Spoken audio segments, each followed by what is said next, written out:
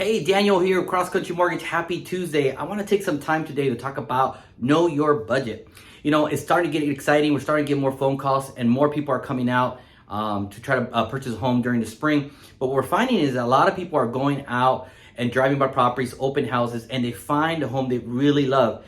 And they rush in here trying to get pre-qualified. And unfortunately, the payment they want is not in their budget. Okay, the payment is just too high. The payment is not in their budget, and so now they get a little discouraged, and then they don't want to continue and proceed.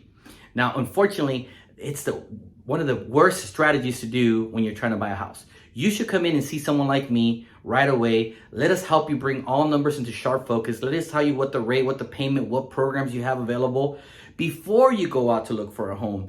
And then once you know your max purchase price that you should be looking at in order to meet your budget, and then you want to start working with one of our real estate partners and start looking for homes in our local market in your budget.